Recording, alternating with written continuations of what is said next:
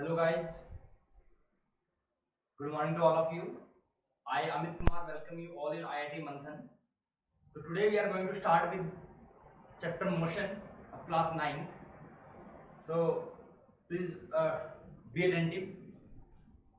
तो ये motion chapter देखिए, मोशन का नाम क्या होता है? मोशन को हम बोलते हैं हिंदी में गति। इसका मतलब क्या हुआ कि जब हम मोशन की बात कर रहे हैं तो मोशन का मीनिंग ये है कि या तो हम बात करेंगे कि वो रेस्ट पे है या वो चल रहा है, दो ही चीजें होती हैं। तो motion means in movement. Motion meaning ये हुआ कि in this chapter we are going to discuss about whether the body is at rest और इज इन मोशन। अगर वो रेस्ट पे है फिर तो काम ही खत्म है। अगर वो रेस्ट पे है फिर तो काम ही खत्म है, सोचना ही नहीं है कि वो किस तरह से रेस्ट पे है किस तरह से नहीं है। लेकिन जब वो मोशन में है तो हमें थोड़ा सोचने की जरूरत है कि उसका मोशन किस तरह का है, यूनिफॉर्म है, नॉन यूनिफॉर्म है, वेरिएबल है, नॉन यूनिफॉर्म एक्सीलरेटेड मोशन है, यूनिफॉर्म स्पीड, यूनिफॉर्म वेलोसिटी उसकी है, नॉन यूनिफॉर्म वेलोसिटी है। तो ये सब चीजें सोचने की जरूरत है हमें जब मोशन की बात करेंगे।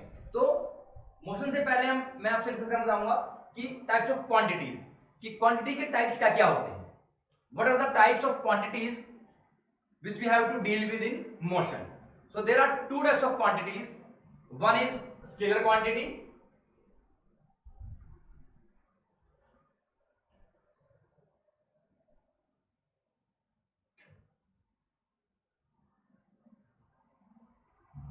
types of quantities.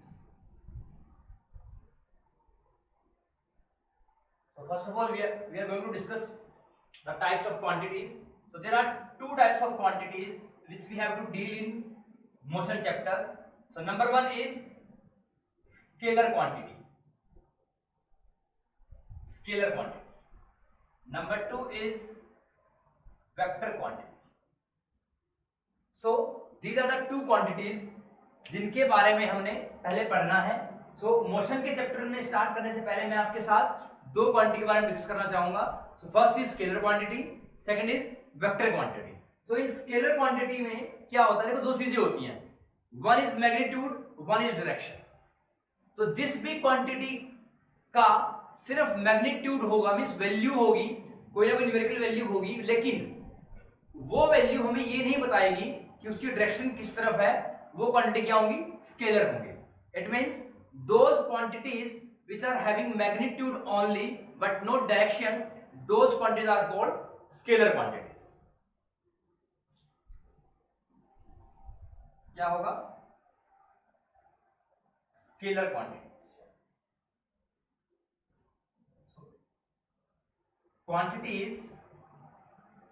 Quantities having magnitude only, तो क्या होगा, सिर्फ मैग्नीट्यूड होगा, magnitude only. Those quantities are having magnitude only, these quantities are called scalar quantity. For example mass, length, time. For example mass, length, time, temperature, etc. So there are a lot of quantities which are scalar, which is having magnitude only but no direction. So one type of quantity is the quantity which is having only magnitude. Okay, so let's come to vector. So vector quantity वो quantity है जिनका अपना magnitude तो होता ही होता है, साथ में direction भी होती है। इसका मतलब ये हुआ कि जिन quantities का magnitude भी है और direction भी है, वो quantity क्या बोलेंगे, वेक्टर क्वांटिटी। इसका मतलब ये हुआ कि वेक्टर क्वांटिटी वो क्वांटिटी है जिनका जो क्वांटिटी अपनी डायरेक्शन के बारे में बताते हैं। मान लो suppose a person is running with a velocity of 3 kilometre per hour. इसका मतलब ये हुआ कि वो पर्सन 3 किलोमीटर पर आवर की स्पीड से, वेलोसिटी से वो चल रहा है। इसका मतलब ये हुआ कि अगर उसमें लिखा हुआ है 3 kilometre per hour due west या towards west, it means the numerical value 3 km per hour is telling about the value magnitude as well as direction. means वो 3 किलोमीटर पर आवर की वेलोसिटी से साथ चल रहा है और उसकी जो डायरेक्शन है वो वेस्ट की तरफ है। कहां पर है, पश्चिम की तरफ है, ठीक है। So second is vector quantity. Vector quantity तो क्या होगा, quantity is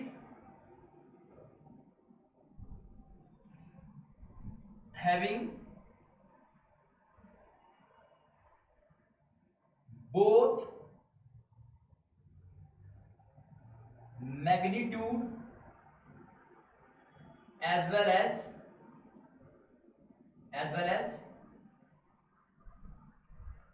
direction.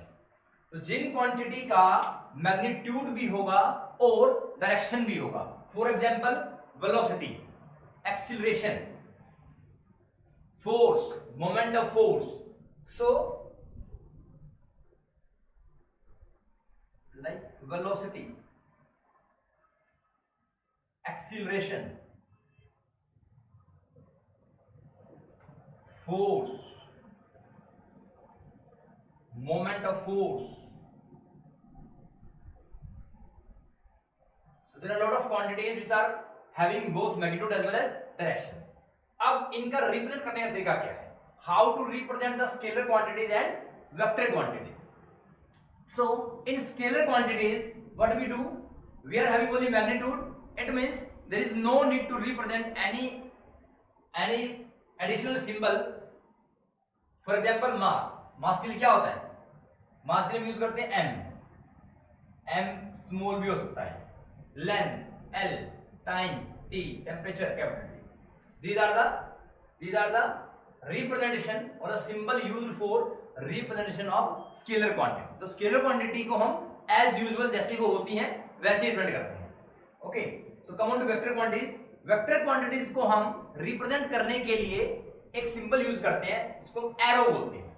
It means जो क्वांटिटी एज इट इज होंगी, like suppose velocity, symbol is v and we are using this arrow. तो this is the arrow, means given quantity के ऊपर हम arrow लगाएंगे, ये एरो ये शो करेगा कि ये क्वांटिटी वेक्टर है। एंड ऑल्सो रिमेंबर, ये एरो ये शो नहीं करेगा कि इसकी डायरेक्शन इस तरफ है, सिर्फ ये शो करेगा कि ये जो क्वांटिटी है वो वेक्टर है। This arrow only indicates about the vector quantity, सिर्फ यही बताएगा कि ये वेलोसिटी जो है यहां पर वो वेक्टर क्वांटिटी है। It means this arrow does not indicate the direction, ये प्रॉपर डायरेक्शन नहीं रहेगी। ऐसा मतलब ये नहीं है कि अगर ये एरो इस तरफ आ रहा है, इट डज नॉट मीन कि इसकी डायरेक्शन इस तरफ है। So this symbol is always generally used for representation of vector quantities. Okay, suppose we are having acceleration a, this is also used for vector quantity.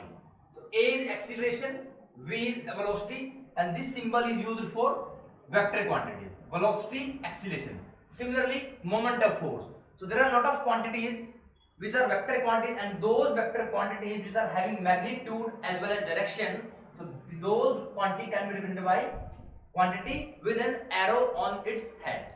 So this arrow, it is the head of the arrow and it is the tail of the arrow. तो head, जो head है वो होगा arrow पे और उसका tail होगा, और ये एरो का हेड जिस तरफ इस डायरेक्शन में होगा वो ये नहीं बताएगा कि आपका जो क्वांटिटी है वो वेक्टर तो है ही है कि वो उस तरफ जा रही है। It is only telling you that this is a vector quantity. तो these are the scalar and vector quantities. Clear? So now come on to motion. अब मोशन से पहले हम बात करेंगे रेस्ट की। So what do you mean by rest? कि rest का मतलब क्या है, कि अगर कोई ऑब्जेक्ट रेस्ट पे है तो आप उसको कैसे बताओगे कि वो रेस्ट पे है। सपोज मैं अभी रेस्ट पे हूं, मैं अभी रुक गया हूं, ठीक है, तो अगर मैं अभी रेस्ट पे हूं, so how I will tell you, या I will tell you some people that I am at rest. It means अगर मेरी पोजीशन मेरे सराउंडिंग के रिस्पेक्ट में चेंज नहीं हो रही है, it means I am at rest. जैसे मैं अभी यहां पे खड़ा हूं, तो अगर मेरी पोजीशन इस सराउंडिंग के रिस्पेक्ट में चेंज नहीं हो रही है, it means that I am at rest. It means whenever the body is at rest, or a body is said to be rest when it does not change its position with respect to surroundings, कि जब कोई भी चीज अपनी surrounding के respect में अपनी position change ना करे, वो क्या है, वो रेस्ट पे है। वो क्या है, रेस्ट पे है।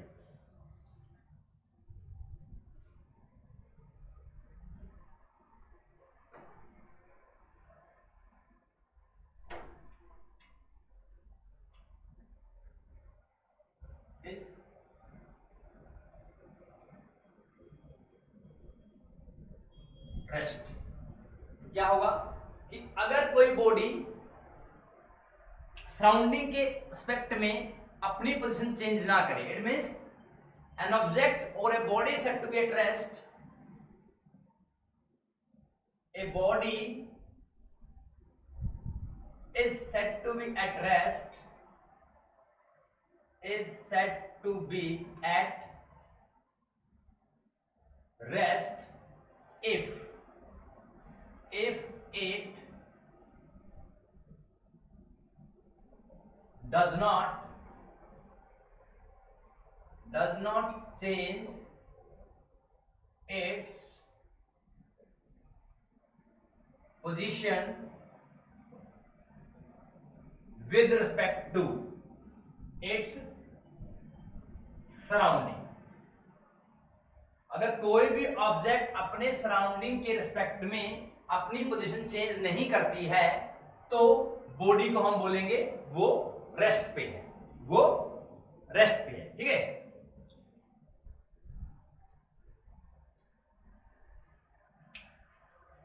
फिर दूसरी बात आती है मोशन की। अब कोई भी अगर ऑब्जेक्ट या बॉडी अपनी पोजीशन को चेंज नहीं कर रहा है सराउंडिंग रिस्पेक्ट में, it means that body said to be at rest. मतलब वो बॉडी क्या है, वो रेस्ट पे है, वो चल नहीं रही, वो जहां पर है वहीं पर थी। ठीक है, this is the one thing. Another thing is motion. तो रेस्ट पे आता है मोशन। तो मोशन की बात करेंगे तो व्हाट इज मोशन? तो सिमिलरली जैसे मैंने रेस्ट में पढ़ा कि जब कोई बॉडी रेस्ट पर है, वो कब होगी, इट मींस अगर वो अपनी पोजीशन, मतलब वो जहां पर है वो वहीं पर रहे, चाहे सराउंडिंग में कुछ भी हो उसके। इट मींस फॉर एग्जांपल, मान लीजिए एक पर्सन यहां पे खड़ा है, ओके, और इस पर्सन से मान लीजिए 5 मीटर की दूरी पे बस स्टैंड का क्यू शेल्टर है। ठीक है, ये क्यू शेल्टर है। ठीक, तो अगर ये पर्सन इस बस स्टैंड के क्यू शेल्टर के रिस्पेक्ट में अपनी पोजीशन चेंज ना, इट मींस अगर ये पर्सन यहीं पे खड़ा रहे, तब ये पर्सन क्या है, रेस्ट पे है। ठीक है, तो इसके सराउंडिंग में जो भी चीजें होंगी, एक्स वाई जेड कुछ भी हो सकता है, तो उसको देखते हुए अगर इसकी पोजीशन में कोई चेंज आता है तो ये मोशन में होगा, तो ये मोशन में होगा।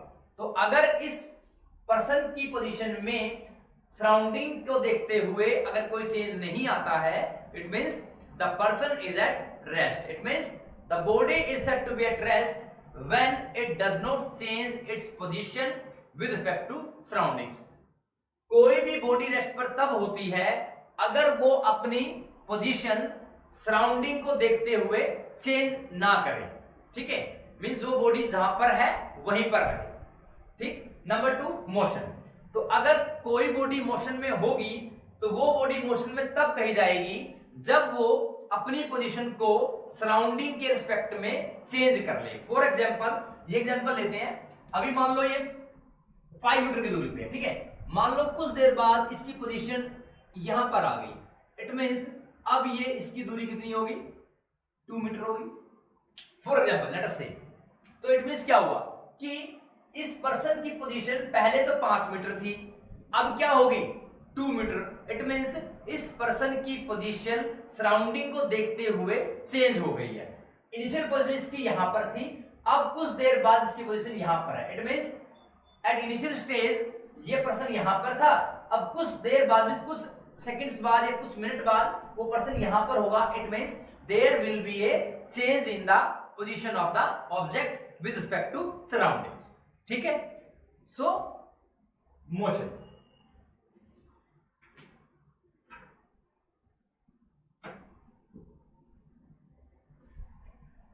This is motion.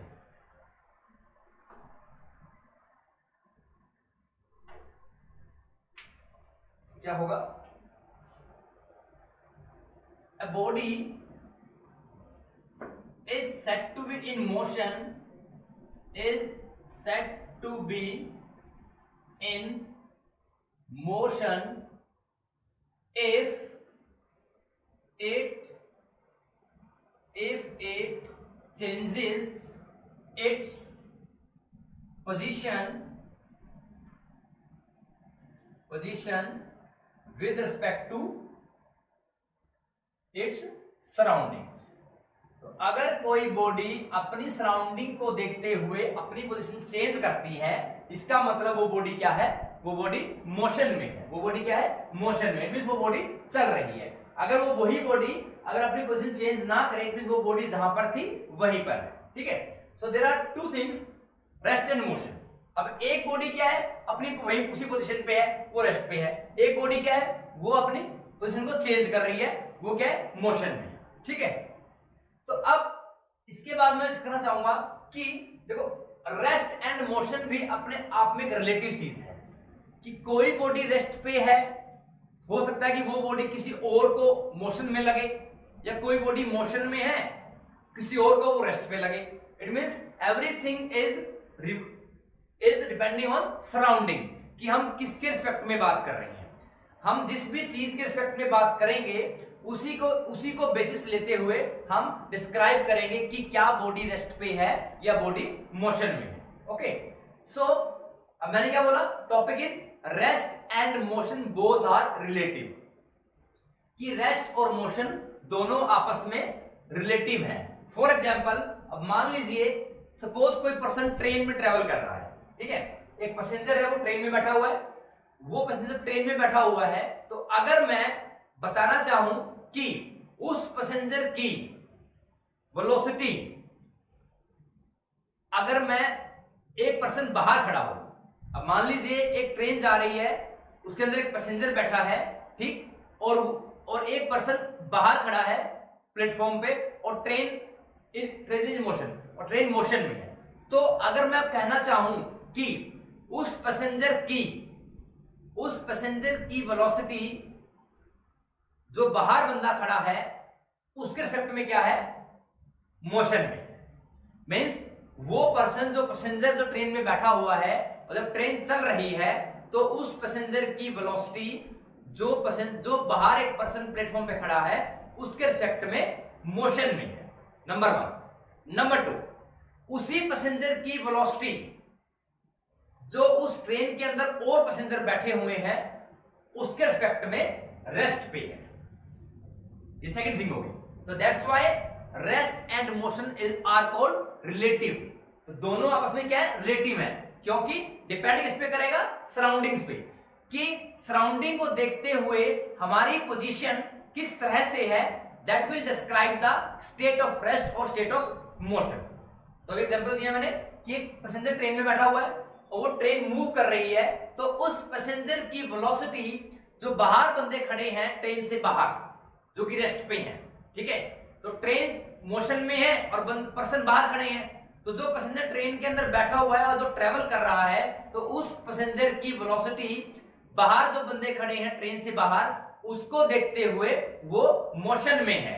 और अगर दूसरी चीज की बात करें, वो क्या है, अगर उसी पैसेंजर की वेलोसिटी उस ट्रेन के अंदर बैठे हुए अदर पैसेंजर के रिस्पेक्ट में देखें तो उसकी वेलोसिटी क्या है, 0 है। इट मींस उस पर्सन क्या है, रेस्ट पे है। It means rest and motion are depending on the surroundings, कि हम किसके रिस्पेक्ट की बात कर रहे हैं। जिसके भी रिस्पेक्ट में बात करेंगे, अगर उसके रिस्पेक्ट में जिसकी हमें बताना है उस पर्सन की XYZ की पोजीशन चेंज हो रही है तो वो मोशन में है, अगर वो चेंज नहीं हो रही तो वो रेस्ट पे है। ठीक है,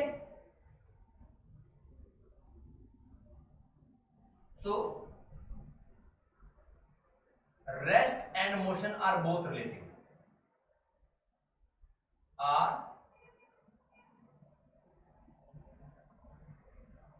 टू ईच अदर। ओके, इसमें क्या होगा, इसमें वही है कि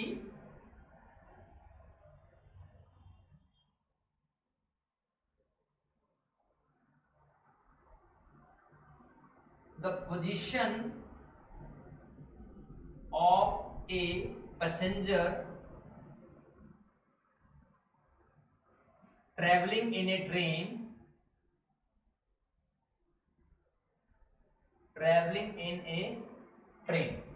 एक पैसेंजर जो ट्रेन में ट्रेवल कर रहा है is in motion, sorry, not in motion, is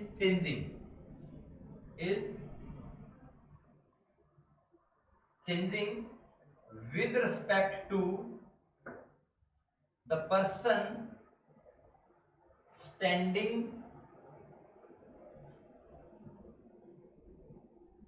outside the train, standing on the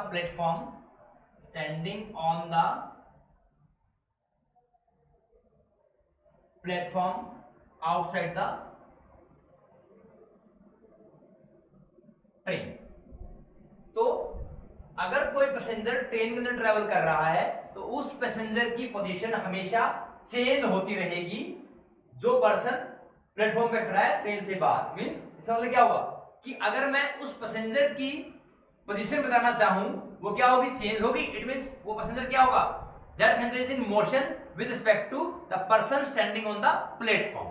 और अगर मैं दूसरा एस्पेक्ट बात करूं कि अगर इसी पैसेंजर की पोजीशन की बात करूं किसके रिस्पेक्ट में, कोई अदर पैसेंजर जो बैठे होंगे ट्रेन में, क्योंकि ट्रेन मूव कर रही है तो पैसेंजर भी मूव कर रहा है, तो इट मींस जो अदर पैसेंजर बैठे होंगे उसमें वो भी मूव कर रहे होंगे। इट मींस इसी पैसेंजर की पोजीशन जो ट्रेन ट्रेवल कर रही है उसके अंदर जो और अदर पैसेंजर बैठे होंगे उनके रिस्पेक्ट में इसकी पोजीशन चेंज नहीं करेगी। It means the position of the passenger travelling in a train does not change with respect to the other passenger sitting in the train, क्योंकि जिस ट्रेन के अंदर ये पैसेंजर बैठा है इसकी पोजीशन भी चेंज हो रही है और जो अदर पैसेंजर बैठे हैं उनकी पोजीशन भी चेंज हो रही है। इसका मतलब दोनों ही मोशन में होंगे, लेकिन अगर मैं इस पैसेंजर की बात करूं, इस पैसेंजर की वेलोसिटी भी वही होगी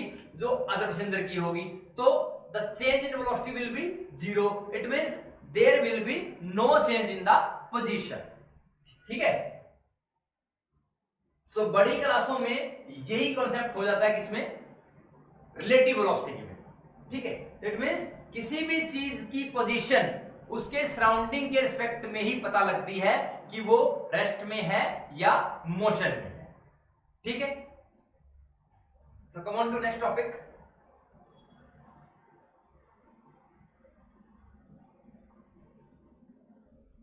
that is motion in one dimension, that is motion in one dimension, motion in one dimension। जैसा कि नाम से पता लग रहा है कि अगर हम किसी भी चीज के मोशन को एक स्ट्रेट लाइन में डिस्क्राइब कर रहे हैं that is called motion in one dimension, motion in one dimension. अगर किसी भी चीज के को हम डिस्क्राइब कर रहे हैं स्ट्रेट लाइन के along, it means the motion in one dimension. For example, अगर मैं बात कर रहा हूं कोई भी चीज अलोंग स्ट्रेट लाइन मूव कर रही है और अलोंग एक्स एक्सिस मूव कर रही है, it means the body is moving in one dimension. It means dimension का मतलब क्या है कि length means either it will go y axis और it will go x axis। तो हमारे पास दो ही ऑप्शन होते हैं, या तो y पे जाएगा या वो x पे जाएगा। तो अगर इन दोनों में से किसी एक पे जा रहा है वो, if the body is moving along x axis or along y axis, then the motion of the body is said to be in one dimension। okay, it means अगर कोई भी बॉडी y के अलोंग मूव कर रही है या x के लोग मूव कर रही है, इसका मतलब साफ साफ ये हुआ कि जो बॉडी हमारी है वो क्या है, वो मोशन में। और वो ऐसे भी मूव कर सकती है, ठीक है। लेकिन जनरली हम जेड एक्सिस को लेते हैं 3D भी, ठीक। तो या तो बॉडी मूव करेगी एक्स के अलोंग या बॉडी मूव करेगी वाई के अलोंग। तो इन दोनों में से किसी की भी तरफ, किसी के अलोंग बॉडी मूव कर रही होगी, it means the motion of the body is in one dimension. It means we are going to study the one dimensional motion of the body. अगर बॉडी एक्स के अलोंग मूव करी तब भी one dimension में होगा, Y के along करी तब भी होगा, लेकिन एक्स के अलोंग डायमेंशन को हम बोलेंगे horizontal motion. If the body is moving in one dimension along x-axis, it means the body is said to be having horizontal motion. क्या होगा कि बॉडी आपकी horizontally मूव कर रही होगी। अगर बॉडी का मोशन y के अलोंग होगा तो हम कह सकते हैं कि जो बॉडी होगी वो वर्टिकली मूव कर रही है। It means the body is said to have vertical motion along y axis. Okay, so generally हम x के अलोंग बात करते हैं जनरली, ठीक है, क्योंकि बॉडी के दो मोशन होते हैं, या तो बॉडी नीचे से ऊपर जाएगी या ऊपर से नीचे आएगी, this is called vertical motion. और एक क्या है, आपकी एक्स के अलोंग मूव कर रही है, एक्स के अलोंग मूव कर रही है, that is called simple motion, जो जिसमें कोई भी कॉम्प्लेक्सिटी नहीं है, that is called along x axis. आप देखिए अलोंग एक्स एक्सिस और अलोंग वाई एक्सिस में बहुत सारी चीजें आती हैं। सबसे पहले हम बात कर रहे हैं अलोंग एक्स एक्सिस की। So topic is the motion in one dimension। हम वन डायमेंशन में मोशन की बात कर रहे हैं, और पहले हम बात करेंगे along x axis और you can say along horizontal motion, ठीक है।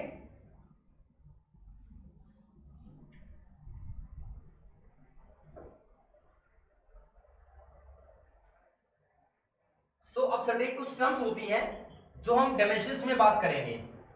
So number 1 is distance and number 2 is displacement. तो ये दोनों हमने सबसे पहले बात की थी क्वांटिटीज की, तो स्केलर और वेक्टर। मैंने सबसे पहले क्वांटिटी की बात इसलिए की क्योंकि जब भी हम किसी भी डायमेंशन की बात करते हैं तो वहां पर हम इन दोनों क्वांटिटी को इंक्लूड करके चलते हैं और दोनों को ही पैरेलल चलाएंगे, ताकि हमें पता लगे कि क्या वेक्टर है और क्या स्केलर है, और डिफरेंस क्या है स्केलर में और वेक्टर में, ठीक है। तो मोशन में हम लोग है कि बॉडी आपकी एक्स के अलोंग मूव कर रही होगी या वाई के अलोंग मूव कर रही होगी। तो अगर मान लीजिए बॉडी आपकी एक्स एक्सिस के अलोंग स्ट्रेट लाइन में मूव कर रही है, ठीक है, फॉर एग्जांपल बॉडी आपकी ऐसे मूव कर रही है, मान लिया हमने ये पोजीशन ए है और ये पोजीशन बी है, ठीक है।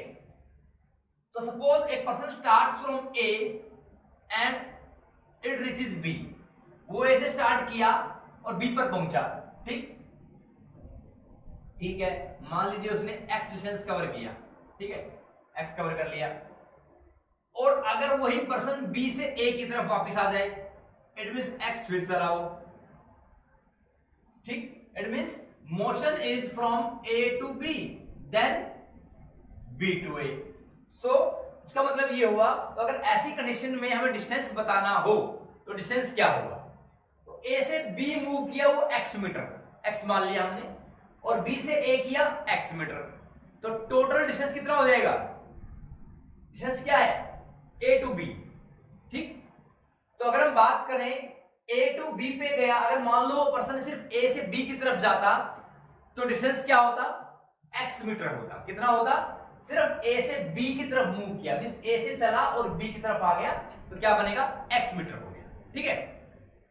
और अगर वो बी से ए की तरफ जा रहा है तब भी एक्स मीटर है, ठीक। और अगर वो ए से बी गया और बी से ए गया, देखो इसमें चार केस है, या तो ए से बी जाएगा, ठीक है, नंबर 2 या बी से ए जा सकता है, नंबर 3 ए से बी जाएगा, बी से ए जाएगा, नंबर 4 बी से ए जाएगा, ए से बी जाएगा। तो जो स्टार्टिंग के दो केस अगर बात करें, अगर वो पर्सन ए से बी गया या बी से ए गया तो वैल्यू क्या रहेगी, एक्स रहेगी, ठीक है। सिमिलरली अगर वो पर्सन ए से बी की तरफ गया और बी से ए की तरफ गया, और बी से ए की तरफ गया उसके बाद ए से बी आया, तो इन दोनों केसेस में भी डिस्टेंस सेम रहेगा। अगर वो ए से बी गया, बी से ए गया, तो कितना हो गया, 2x हो गया, x इधर का और x इधर का, 2x हो गया। सिमिलरली अगर वो B से A गया और A से B गया, कितना हो गया? x इधर का और x इधर का, कितना हो गया? 2x हो गया। इट मींस, इसका मतलब क्या हुआ कि यहां से मुझे एक चीज पता लगी कि जो डिस्टेंस है वो टोटल लेंथ है, total length traversed by the object, कि जब कोई चीज जिस पोजीशन से चलेगी और जहां से चल के वो आकर के रुक जाती है वहां तक का total length will tell you about the distance. It means it is the total length of the path traversed by the object. Means जिस पाथ को फॉलो करके, जिस पाथ को फॉलो करके वो डिस्टेंस, कोई लेंथ मेजर कर रहा है, that will tell you the distance. For example, पहला case, if it is moving from A to B, अगर वो A से B जा रहा है तो कितना हो जाएगा? x हो जाएगा। सिमिलरली अगर B से A गया तब भी x हो जाएगा, ठीक है। It means both are the same case, ठीक। नंबर 3, अगर वो person A to B, then B to A, total distance is 2x। Similarly अगर person B to A, then A to B, then it is also 2x। इसका मतलब क्या हुआ? जो distance है, जो डिस्टेंस है वो टोटल पाथ कवर्ड आएगा। क्या आएगा? Total path, means total length of the path covered by the object is known as distance. तो डिस्टेंस का मतलब क्या है कि अगर हम किसी भी ऑब्जेक्ट के इनिशियल पोजीशन से टोटल पाथ कितना कवर्ड हुआ है वो अगर निकालते हैं, वो हमें क्या बताएगा? डिस्टेंस बताएगा। फॉर एग्जांपल, इसमें थोड़ा और क्लियर हो जाएगा। मान लीजिए एक A पॉइंट ये है, B पॉइंट ये है, C ये है। तो मान लीजिए ये 2 मीटर है, ये 1 मीटर है, ये 3 मीटर है, ठीक है। तो अब सपोज अगर कोई ऑब्जेक्ट A से ट्रेवल की B की तरफ, B से की C की तरफ, C से की A की तरफ, ठीक है। A से चल करके वो A पर ही आ गई, ठीक। अभी वो कैसे जा रही है? अभी वो A टू B जा रही है, B टू C जा रही है, C टू A जा रही है। ये एक चीज होगी। दूसरी चीज, अगर इसी को डायग्राम को बनाकर मैं कहना चाहूं कि ये A है, ये मेरा B है, ये C है, तो अगर मैं यहां पे बोलूं ऑब्जेक्ट A टू C गई, C टू B गई, B टू A आ गई, तो ये कितना है? 2 मीटर, ये 1 मीटर, ये कितना? 3 मीटर। तो दोनों ही केसेस में A से चल के A तक पहुंचने में via BC, A to B to C to A, इस रास्ते से जाकर के भी डिस्टेंस सेम आएगा, और A से C, C to B, B to A जाकर के भी डिस्टेंस सेम आएगा। तो क्या कह सकते हैं कि जो डिस्टेंस है वो आपका पाथ पे डिपेंड नहीं करता है। तो distance is independent of the path, independent of the path. This is very important thing कि किसी भी ऑब्जेक्ट द्वारा तय किया गया डिस्टेंस जो होता है वो कभी भी पाथ पे डिपेंड नहीं करता है। किस पे डिपेंड नहीं करता? पाथ पे डिपेंड नहीं करता है, पहली चीज, ठीक। तो पहला क्या हो गया? डिस्टेंस जो है वो पाथ पे डिपेंड नहीं कर रहा। आप देख सकते हैं ऑब्जेक्ट A टू B गई, B टू C गई, C टू A गई, डिस्टेंस कितना आएगा? AB plus BC plus CA, it is 2 plus 1 plus 3 is equal to 6 metre. Okay, that's fine. For this case A to C, AC plus CB plus BA कितना हो जाएगा? 3 plus 1 plus 2 that is also 6 metre. इसका मतलब ये हुआ कि जो distance है वो पाथ पे डिपेंड नहीं कर रहा है। कौन सा पाथ फॉलो करके वो डिस्टेंस कवर कर रहा है उस पे डिपेंड नहीं कर रहा, ठीक है। It means distance is independent of the path. ये सबसे इंपॉर्टेंट चीज है, ये सबसे इंपॉर्टेंट चीज है। नंबर 2, यहां पे देखिए A से B गया, B से C, C से A गया, पहले केस की बात कर रहा हूं, तो डिस्टेंस कितना आया? 6 मीटर आया, ठीक है। इट मींस मुझे डिस्टेंस कैसे मिला है? मैंने सिंपली इनको ऐड कर दिया तो मुझे क्या वैल्यू मिल गई, एक वैल्यू मिल गई, ठीक है। तो it means we can say that distance can never be zero, can never be negative, ठीक है। या सीधा एक में बोलेंगे तो distance is always positive. Distance क्या रहेगा, डिस्टेंस कवर्ड हमेशा किसी भी बॉडी द्वारा या ऑब्जेक्ट द्वारा क्या रहने वाला है, पॉजिटिव रहने वाला है। तो मींस क्या हो गया, डिस्टेंस इज ऑलवेज क्या रहेगा, इट इज ऑलवेज पॉजिटिव। क्या रहेगा, पॉजिटिव रहेगा, ठीक है। डिस्टेंस क्या रहेगा, पॉजिटिव रहेगा, ठीक। तो ये दो चीजें हमने बात की डिस्टेंस के बारे में। तो अब जो बाकी चीजें हैं उनको डिस्कस करूंगा मैं रिस्पेक्ट टू डिस्प्लेसमेंट, ठीक है। तो अब इसी की बात करते हैं एग्जांपल लेकर। इसका मतलब क्या हुआ, अगर डिस्टेंस बताना हो, डिस्टेंस क्या होगा, how will you define distance. Distance क्या है, it is the total length of the path traversed by the object. तो डिस्टेंस क्या है, total length of the path. Distance क्या है, total length of path traversed by the object is called distance, is called distance. तो total length, जिस path को follow करके, चाहे वो किसी तरह से भी हो, total length of the path traversed by the object is known as distance, ठीक है। Let us come to displacement.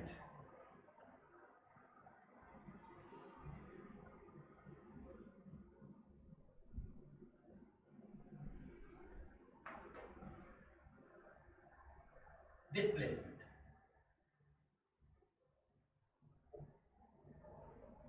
तो जब हमने डिस्टेंस किया तो आपने देखा कि डिस्टेंस क्या है, पाथ पे डिपेंड नहीं कर रहा। तो चाहे वो चीज ए से बी जाए, बी से सी जाए, सी से ए जाए, या वो ए से सी जाए, सी से बी, बी से ए जाए, इसका मतलब क्या है कि डिस्टेंस क्या है, डायरेक्शन पे भी डिपेंड नहीं कर रहा है। चाहे वो ए से बी जा रही है, बी से सी जा रहा है, सी से ए जा रहा है, या वो ए से सी आ रहा है, सी से बी, बी से ए जा रहा है। तो इसका मतलब क्या है, डिस्टेंस एक स्केलर क्वांटिटी है। क्या है, distance is a scalar quantity because it is having only magnitude but not direction. इसके पास क्या है, मैग्नीट्यूड तो है लेकिन डायरेक्शन नहीं है। It means distance is known as a scalar quantity. Come on displacement, तो वही एग्जांपल लेते हैं उसका।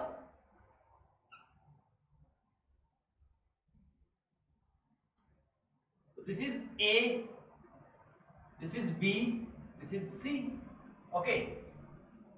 So अब मान लीजिए फॉर एग्जांपल, अब यहां A से B गया, B से C गया, C से A गया, ठीक है। तो इस कंडीशन में अगर मैं डिस्प्लेसमेंट निकालना चाहूं तो क्या होगा, देखिए पहले समझिए डिस्प्लेसमेंट कितना है। तो डिस्प्लेसमेंट वर्ड का मीनिंग क्या है कि how much the body gets displaced from its initial position, कि कितना बॉडी डिस्प्लेस हो गई है अपनी इनिशियल पोजीशन। मान लो मैं यहां पर खड़ा हूं, ठीक है, मान लो चल के यहां पर आ गया, ठीक। दैट मींस मेरी इनिशियल पोजीशन को देखते हुए मैं अब जिस पोजीशन पे हूं, उन दोनों का डिफरेंस मुझे क्या बताएगा कि मेरा डिस्प्लेसमेंट कितना है। क्लियर है। सो डिस्प्लेसमेंट क्या है, इट इज अगर सिंपल सोचे, it is the difference between final position of the object and initial position of the object. Means object की फाइनल पोजीशन और इनिशियल पोजीशन के बीच में क्या डिफरेंस है, that will tell you about the displacement. क्या होगा, डिस्प्लेसमेंट, ठीक है। फॉर एग्जांपल, अब यहां से बॉडी ए से बी की तरफ गई, बी से सी की तरफ गई और सी से ए की तरफ गई, ठीक है। तो अब मान लीजिए इसने 2 मीटर ट्रेवल किया, इसने 1 किया, इसने 3 किया, ठीक। तो जब कोई ऑब्जेक्ट ए पोजीशन से बी पे गई, बी से सी पे गई और सी से ए पर आ गई, इसका मतलब क्या हुआ, उसकी इनिशियल पोजीशन क्या थी, वो इनिशियली ए पर था, इनिशियली क्या था, ए पर था। तो जब वो ए पर था, ए से चलकर वाया बी सी ए पर ही पहुंच गया, तो इसका मतलब उसकी फाइनल पोजीशन क्या है, ए पर ही है। इसका मतलब उसकी पोजीशन अपनी इनिशियल पोजीशन को देखते हुए चेंज ही नहीं हुई। पहले भी वो ए पर था, यहां से मूव किया, वो यहां से मूव किया ऐसे, फिर मूव किया वो ऐसे, फिर मूव किया वो ऐसे, तो एट लास्ट कहां आ गया, यहीं पर आ गया। ए से चला और घूम फिर के कितनी बार भी घुमाओ, कितना लंबा घुमाओ, कोई इश्यू नहीं है, वो कहां पर आ गया, ए पर आ गया। तो अगर कोई ऑब्जेक्ट या बॉडी अपनी पोजीशन से चल करके कितना ही घूम करके वो अगर वहीं पर आ जाए, तो इट मींस उस पर्टिकुलर पॉइंट का डिस्प्लेसमेंट क्या होगा, जीरो होगा, क्योंकि उसकी फाइनल पोजीशन भी वहीं पर थी, सॉरी वहीं पर है, और उसकी इनिशियल पोजीशन भी वहीं पर थी। तो इस केस में इसकी इनिशियल पोजीशन कहां पर थी, ए पर थी, और फाइनल पोजीशन कहां पर है, सभी कहां पे आया, वो ए पर ही आया। It means the difference between final position and the initial position is zero, so displacement will be zero. ठीक है, इसका मतलब क्या हुआ, अब देखिए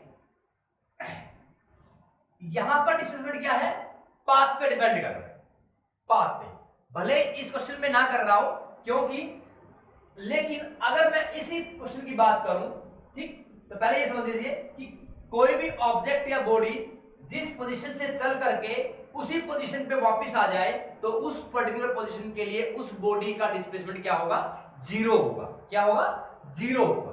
ठीक है, क्या होगा, जीरो होगा। ठीक, अब देखिए, अब ये चीज ऐसे मूव कर रही है, मींस डायरेक्शन इस तरफ है, फिर ऐसे गई, फिर ऐसे गई, ठीक है, लेकिन पोजीशन यही थी। तो अगर इसी पोजीशन के लिए अगर बात करूं, ठीक, तो किसी भी पर्टिकुलर पोजीशन के लिए कोई भी ऑब्जेक्ट उसी पोजीशन पे आ जाए घूम करके, तो पाथ का इतना इशू नहीं होता है। लेकिन अब फर्क देखिए, ये आपका ए बी सी बना रहा हूं मैं,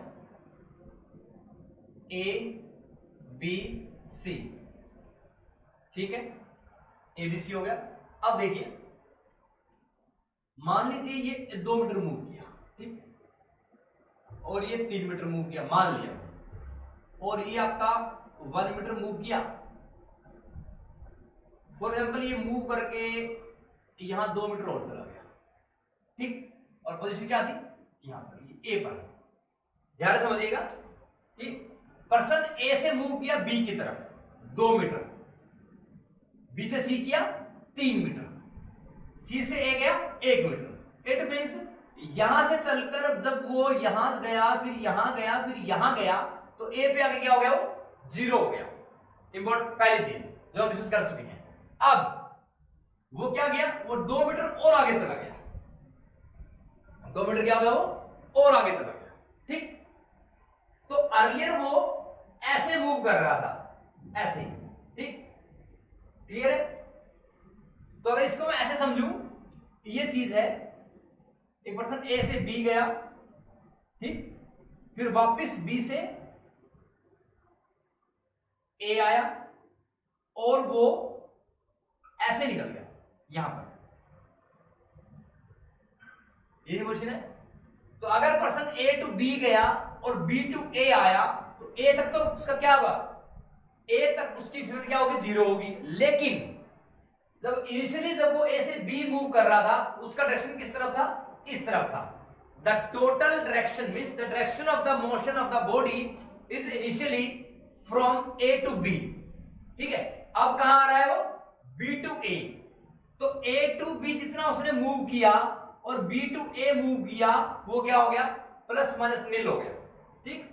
कि मतलब इसका अगर वो 2 मीटर मूव किया इस तरफ और ये 2 मीटर मूव किया इस तरफ, इट मींस क्या हुआ कि ये होगा 2 मीटर और ये होगा -2 मीटर।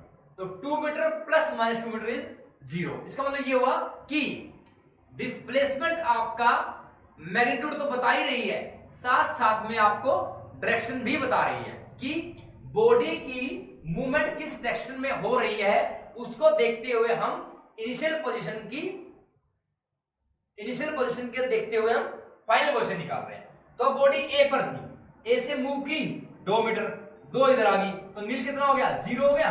इट मींस ए से चलकर बी पे गई, बी से चलकर ए पर आई, तो ए पोजीशन पे उसका डिस्प्लेसमेंट क्या है, 0 है। और क्या कह रहा है वो ए से आगे भी चला गया 2 मीटर। तो it means initially position A से मूवमेंट कहां थी इसकी, इस तरफ थी, ए से ऐसे थी, अब वो कहां पर है, वो ऐसे है।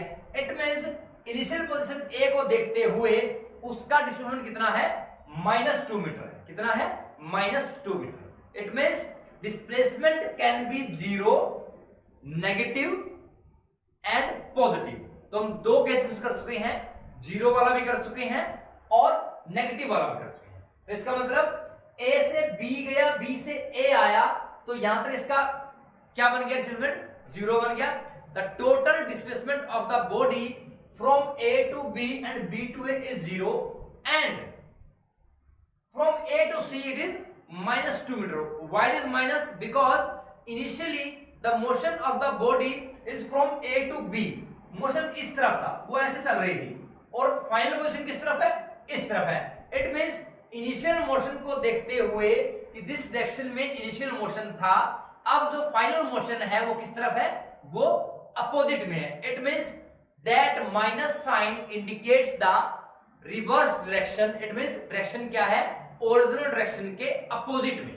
इसका ये मीनिंग हुआ। इसका मतलब क्या हुआ, डिस्प्लेसमेंट एक वेक्टर क्वांटिटी है जिसका अपना एक मैग्नीट्यूड भी है और अपना एक डायरेक्शन भी है, ठीक। और यहां से क्या आ गया, डिस्प्लेसमेंट इज ए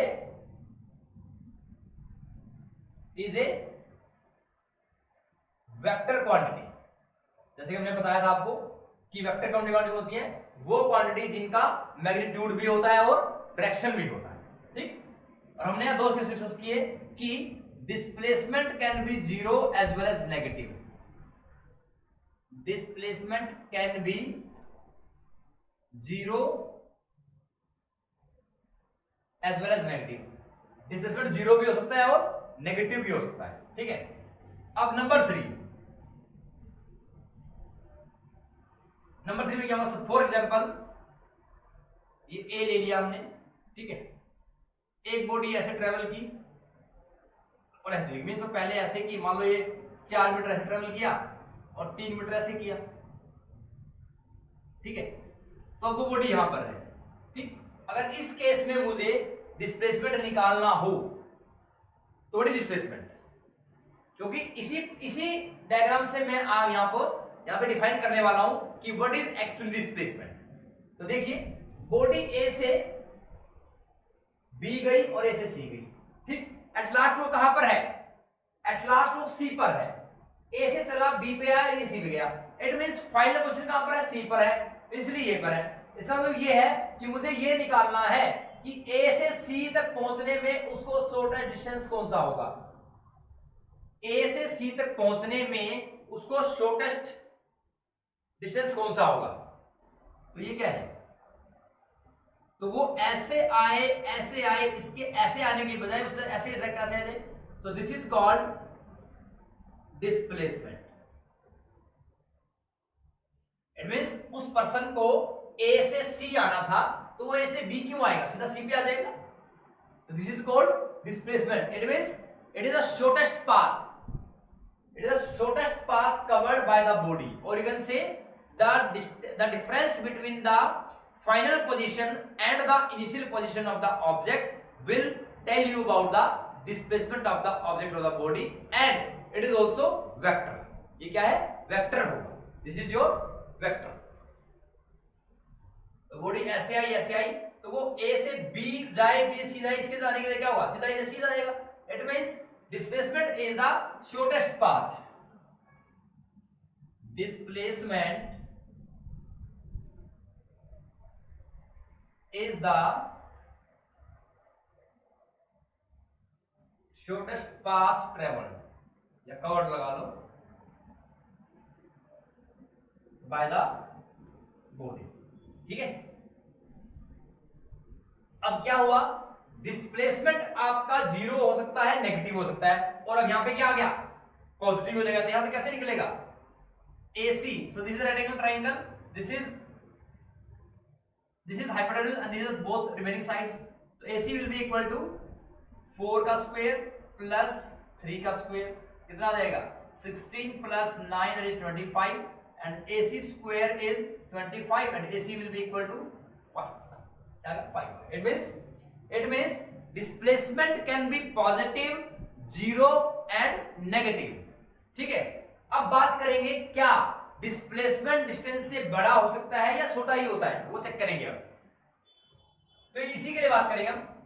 अगर इस मोशन की बात करूं मैं, ए से बी गया, बी से सी गया, तो इस केस में ए से बी, बी से सी, सी से ए आया, तो डिस्प्लेसमेंट क्या हुआ, जीरो हुआ।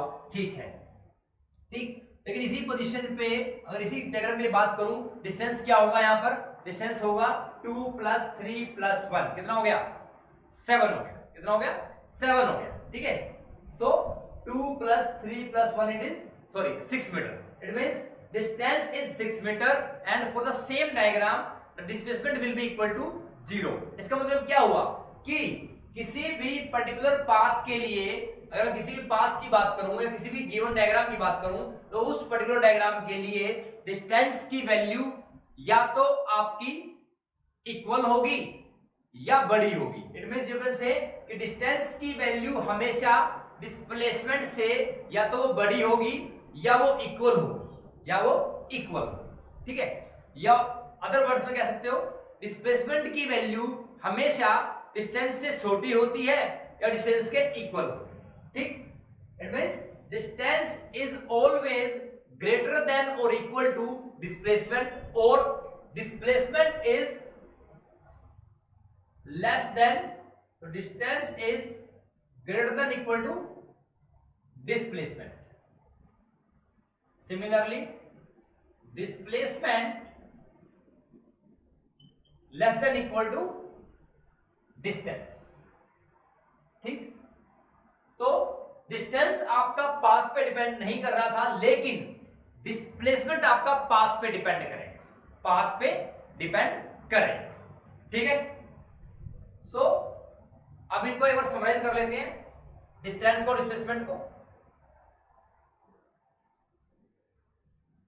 So this is all thing we are studying in one dimension। अभी one dimension की बात हो रही है, only we are studying in one dimension।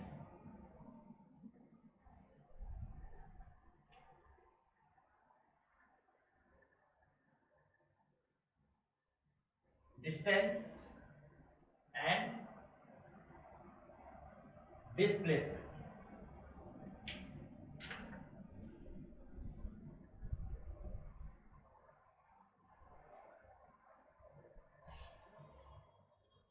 पहली चीज, डिस्टेंस क्या होता है, total length of the path traversed by the object, by object is called distance. इसमें क्या होगा, shortest path covered, shortest path cover, कि इनिशियल पोजीशन से फाइनल पोजीशन तक पहुंचने में मैं किस तरह से छोटे छोटा पाथ यूज करके वहां पहुंच जाऊं, that is called distance. Number 2, distance is independent of path, independent of path. Number 2, displacement is dependent on path. तो डिस्टेंस पाथ पे डिपेंड नहीं करता और डिस्प्लेसमेंट पाथ पे डिपेंड करता है। तो इसका मतलब साफ साफ ये हुआ कि डिस्टेंस एक क्या है, इज ए स्केलर क्वांटिटी। क्या होगी, स्केलर क्वांटिटी। और डिस्प्लेसमेंट क्या होगी, डिस्प्लेसमेंट इज ए क्या होगी, क्या होगी, ये वेक्टर क्वांटिटी होगी, वेक्टर क्वांटिटी। ठीक है, नंबर 4, अब distance is always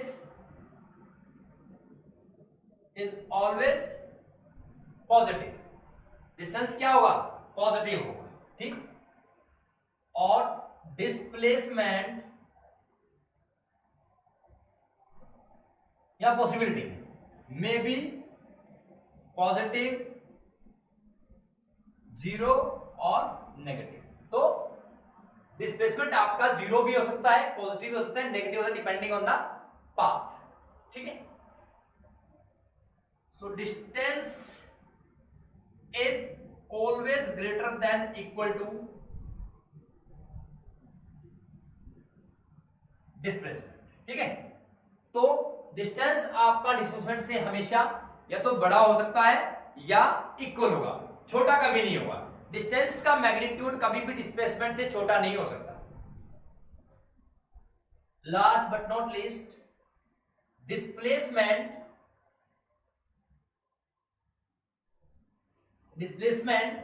is less than equal to distance. तो डिस्प्लेसमेंट की वैल्यू हमेशा डिस्टेंस के बराबर होगी या उससे छोटी ही होगी। It means the magnitude of displacement is always less than distance और इक्वल टू डिस्टेंस। ठीक, और अगर किसी पर्टिकुलर पाथ की बात करें, मान लो फॉर एग्जांपल मैं सिंपल बात करना चाहता हूं कि मान लो बॉडी ए से बी मूव करी, ए से बी मूव की, तो इस ए से बी तक जाने के लिए यहां पर इस केस में डिस्प्लेसमेंट भी सेम है और डिस्टेंस भी सेम है। सो ऐसे पाथ पे डिस्प्लेसमेंट और डिस्टेंस क्या होंगे? इक्वल होंगे। क्या होंगे? इक्वल होंगे। So today we have done quantities, the types of quantities we have discussed. Scalar, vector. Scalar कौन सी होती हैं? जिनका मैग्नीट्यूड होता है, डायरेक्शन नहीं होती है। और वेक्टर कौन सी होती है? जिनका मैग्नीट्यूड होता है और डायरेक्शन भी होती है। ठीक, फिर हमने डिस्कस किया रेस्ट को, कि कोई भी ऑब्जेक्ट रेस्ट पे कब होगी? अगर उसकी पोजीशन उसकी सराउंडिंग रिस्पेक्ट में चेंज ना हो। कोई भी ऑब्जेक्ट मोशन में कब होगी? अगर उसकी पोजीशन सराउंडिंग को देखते हुए चेंज हो रही है। फिर हमने किया कि रेस्ट और मोशन आपस में रिलेटिव होते हैं, कि फॉर एग्जांपल अगर एक पैसेंजर ट्रेन में ट्रेवल कर रहा है तो उस पैसेंजर की पोजीशन, एक पर्सन जो बाहर खड़ा है उसके रिस्पेक्ट में तो मोशन में है, लेकिन उसी पैसेंजर की पोजीशन उस ट्रेन के अंदर बैठे हुए अदर पैसेंजर के रिस्पेक्ट में रेस्ट पर है। ठीक है, तो it means rest and motion are both are relative to each other. फिर हमने डिस्कस किया मोशन वन डायमेंशन, कि अगर आपकी ऑब्जेक्ट या बॉडी एक डायमेंशनली मूव कर रही है, या तो एक्स के अलोंग मूव करेंगी या वाई के अलोंग मूव करेंगी। It means the body is moving along a straight line. So either it will go along x or it will go along y. So that is motion is called one dimension. तो one dimension की बात करते हैं तो हम बात करते हैं डिस्टेंस और डिस्प्लेसमेंट की। तो उसके हमने क्या किया? डिस्टेंस के बारे में बताया और डिस्टेंस के बारे में बताया। तो डिस्टेंस क्या होता है? Total length of the path ट्रेवर्स, कि जितना पाथ उसने कवर किया टोटल लेंथ उसकी वो क्या होगी? डिस्टेंस होगी। और शॉर्टेस्ट पाथ कवर क्या होगा? डिस्प्लेसमेंट होगा। तो ये शॉर्टेस्ट है, ये टोटल है। इट मींस डिस्टेंस की वैल्यू डिस्प्लेसमेंट से क्या होगी? बड़ी ही होगी। और अब डिस्टेंस क्या पाथ इस पे डिपेंड कर रहा है? डिस्टेंस पाथ पे डिपेंड नहीं कर रहा, चाहे कोई भी पाथ फॉलो करो डिस्टेंस सेम रहने वाला है। That means distance is independent of path, displacement is depending on path. Distance is a scalar quantity, displacement is a vector quantity. So and distance will be always positive, displacement may be positive, zero or negative. So and last point is distance is always greater than equal to displacement and displacement is less than equal to distance. So in this lecture we have done all this. In the next lecture we will continue with the topic. So till then take care, be safe, stay at home. Thank you so much.